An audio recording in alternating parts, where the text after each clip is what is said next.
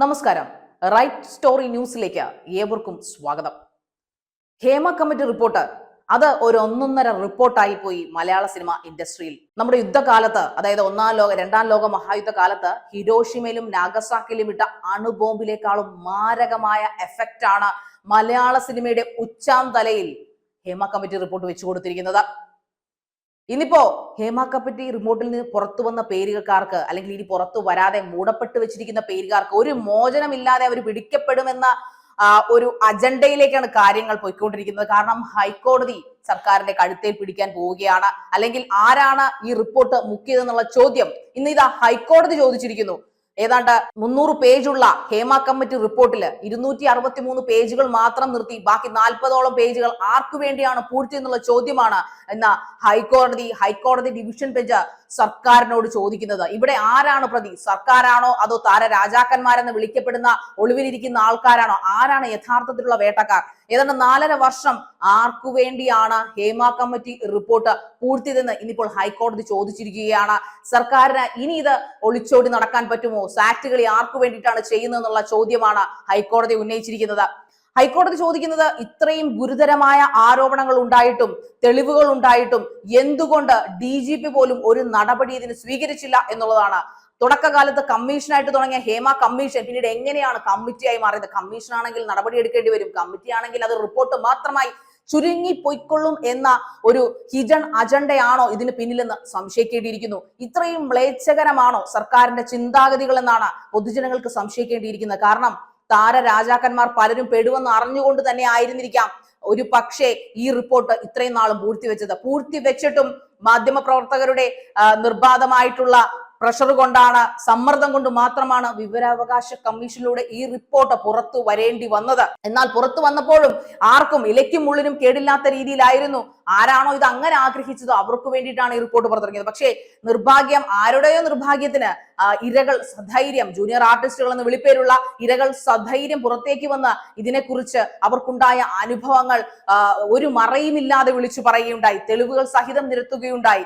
എന്നിട്ടും ഈ ഇരകൾ കാരണക്കാരായിട്ടുള്ള വേട്ടക്കാർക്കെതിരെ എന്ത് നടപടി ഇതുവരെ എടുത്തു എന്നുള്ളതാണ്. ആർക്കൊക്കെ എതിരെ FIR ഇതുവരെ ഇട്ടു എന്നാണ് ഹൈക്കോടതിയുടെ പരാമർശം.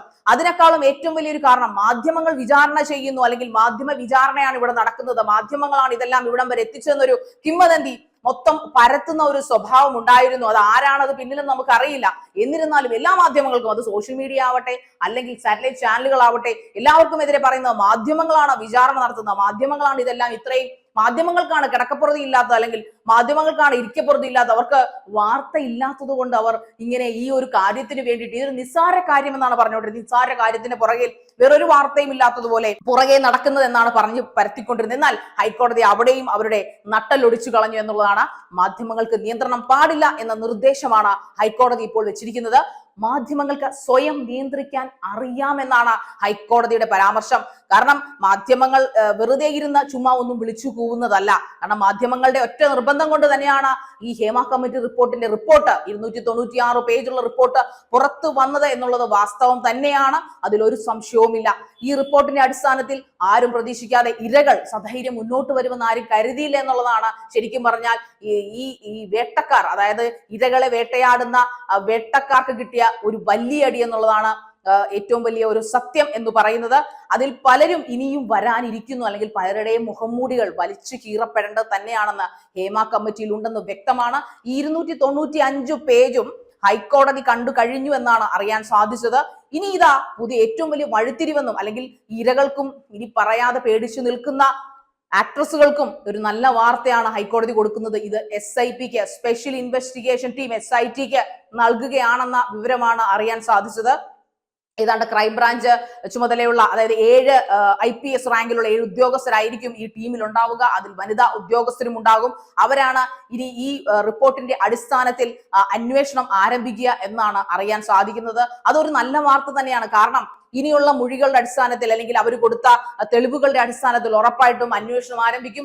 ഇരകൾ അവരുടെ വാദത്തിൽ ഉറച്ചു നിൽക്കുകയാണെങ്കിൽ ഉറപ്പായിട്ടും വേട്ടക്കാരെ അറസ്റ്റ് ചെയ്യുകയും അവർക്കെതിരെ FIR ഇടുകയും ചെയ്യുമെന്ന് തന്നെയാണ് ഹൈക്കോടതി വ്യക്തമാക്കിയിരിക്കുന്നത്. ഇനി സർക്കാരിനെ ഒളിച്ചോടാനാവില്ല എന്ന് തന്നെ ഇതിൽ നിന്ന് നമുക്ക് മനസ്സിലാകാം. മുഖ്യമന്ത്രിയും ടീമും ഇനി എങ്ങോട്ട് ഒളിച്ചോടുമെന്ന് നമുക്ക് കാത്തിരുന്ന് കാണുക തന്നെ വേണം. കാരണം ഇരകൾ പലവരും പലവട്ടം അതിക്രൂരതയുടെ മുഖംമൂടികൾ പലരും വലിച്ചീറിക്കൊണ്ട് പലരും വെളിപ്പെടുത്തിയിട്ടും അതിന് ഒരു നടപടി, ഒരു ചെറുവിൽ നനക്കം പോലും എടുക്കാതെ എന്തുകൊണ്ടാണ് സർക്കാർ ഇങ്ങനെ മൗനം പാലിച്ചതെന്ന് ഉറപ്പായിട്ടും ജനപ്രതിനിധികൾ ജനങ്ങളോട് മറുപടി പറഞ്ഞേ പറ്റൂ. കാരണം ജനങ്ങളുടെ വോട്ട് കൊണ്ടാണ് ഈ പറയുന്ന എല്ലാവരും സിംഹാസനങ്ങളിൽ ഇരിക്കുന്നത് എന്ന കാര്യം മറക്കേണ്ടതില്ല. അതുകൊണ്ട് തന്നെ ഇങ്ങനെയൊരു ഈ പറയുന്ന താരരാജാക്കന്മാരായാലും താരങ്ങളായാലും നക്ഷത്രക്കൂട്ടങ്ങളായാലും പൊളിറ്റിക്കൽ പാർട്ടികളായാലും എല്ലാം ജനങ്ങൾ ഉണ്ടാക്കിയതാണ്. ജനങ്ങളുടെ വോട്ട് കൊണ്ടാണ് മുഖ്യനും ടീമുകളും ഉണ്ടായിരിക്കുന്നത്. അത് ഏത് പാർട്ടിയും ആയിക്കൊള്ളട്ടെ. അതുപോലെ തന്നെയാണ് താരങ്ങളും രാജാക്കന്മാരും നായകന്മാരും എല്ലാം ജനങ്ങളുടെ സപ്പോർട്ട് കൊണ്ട് വന്നത് തന്നെയാണ്. അതിലൊരു സംശയവുമില്ല. ജനങ്ങൾ തിയേറ്ററിൽ കയറിയില്ലെങ്കിൽ, ജനങ്ങൾ ആരാധിച്ചില്ലെങ്കിൽ നിങ്ങൾക്ക് ആരാണ് ആരാധകരായിട്ടുള്ളത്? അതുകൊണ്ട് തന്നെ ഇതിന് മറുപടി കേൾക്കേണ്ടതും ഇതിന് മറുപടി നൽകേണ്ടതും ജനങ്ങളോട് തന്നെയാണെന്ന കാര്യത്തിൽ ഒരു സംശയവുമില്ല. SIT വരുമെന്ന് ഹൈക്കോടതി പറഞ്ഞു കഴിഞ്ഞു. സ്പെഷ്യൽ ഇൻവെസ്റ്റിഗേഷൻ ടീമിനെയാണ് ഈ ക്രൂരത അന്വേഷിക്കാൻ വേണ്ടി ഇറക്കാൻ പോകുന്നതെന്നാണ് ഹൈക്കോടതി ഇന്ന് പറഞ്ഞിരിക്കുന്നത്. ഹൈക്കോടതി ഡിവിഷൻ ബെഞ്ച് ഇന്ന് പറഞ്ഞിരിക്കുന്നതെന്നാണ് അറിയാൻ സാധിച്ചത്. അതുപോലെ തന്നെയാണ് ഇതുപോലുള്ള ഇരകൾ പലവട്ടം പരാതി പറഞ്ഞിട്ടും ഹേമ കമ്മിറ്റി റിപ്പോർട്ടിൽ പുറത്തു വരാത്ത പേജുകളിൽ പല നടിമാർ അനുഭവിച്ച ക്രൂരതകളും നിരന്തരമുള്ള വേട്ടയാടപ്പെടലുകളെ കുറിച്ചും റിപ്പോർട്ടുകൾ ഉണ്ടെന്നാണ് ഹൈക്കോടതിക്ക് മനസ്സിലാക്കാൻ സാധിച്ചത്. ഇതെല്ലാം അറിയാമായിരുന്നിട്ടും എന്തുകൊണ്ടാണ് സംസ്ഥാന സർക്കാർ അതിനെതിരെ ഒരു നടപടി എടുക്കാതിരുന്നത്? ആരെയാണ് അവർ ഭയക്കുന്നത്? അതോ പണത്തിനു മേലെ പരുന്തും പറക്കത്തില്ല എന്ന പഴയ പഴഞ്ചൊല്ലിനെ യാഥാർത്ഥ്യമാക്കുന്നതാണോ സർക്കാരിന് നടപടിയെന്നും അറിയേണ്ടിയിരിക്കുന്നു. കാരണം സാധാരണ സ്ത്രീകളാണ് താരങ്ങൾ എന്ന് പറഞ്ഞാലും അവരും സ്ത്രീകളാണ്. എല്ലാ സ്ത്രീകൾക്കുമുള്ള വികാരങ്ങളും വിചാരങ്ങളും ദുഃഖങ്ങളും വേദനകളും എല്ലാം അവർക്കുമുണ്ട്.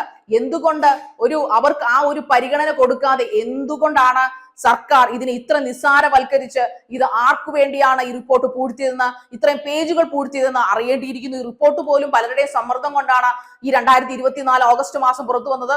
അതിനു മുമ്പ് ഒരിക്കലും അവർ തയ്യാറായിരുന്നില്ല. സ്വമേധയ ഒരിക്കലും സർക്കാർ റിപ്പോർട്ട് പുറത്തുവിട്ടില്ല. 2019 ഹേമ കമ്മിറ്റി ഈ റിപ്പോർട്ട് കൊടുത്തതാണ്, സബ്മിറ്റ് ചെയ്തതാണ്. എന്നിട്ടും എന്തേ 4 വർഷം അവരത് പൂഴ്ത്തിവെച്ചു എന്നതിന് സർക്കാർ മറുപടി പറഞ്ഞേ പറ്റൂ. ഇനിയെല്ലാം അവരുടെ കൈകളിലാണ്, SITയുടെ കൈകളിലാണ്. എന്തായാലും നമുക്ക് പ്രതീക്ഷിക്കാം IPS ഉദ്യോഗസ്ഥരുടെ നേതൃത്വത്തിൽ, ക്രൈംബ്രാഞ്ചിന്റെ നേതൃത്വത്തിൽ ആരുടെയും സ്വാധീന വലയത്തിൽ പെടാതെ ഇരകൾക്കെല്ലാം നീതി കിട്ടുമെന്നും വേട്ടയാടപ്പെട്ടവരെല്ലാം തന്നെ അതിൽ നിന്ന് മോചിപ്പിക്കപ്പെടുമെന്നും ഇനി വേട്ടയാടാൻ ദ്രംഷ്ടകളുമായി നിൽക്കുന്ന വേട്ടക്കാർ അതോടെ ഇല്ലാതാകുമെന്നും നമുക്ക് പ്രതീക്ഷിക്കാം. നന്ദി, നമസ്കാരം.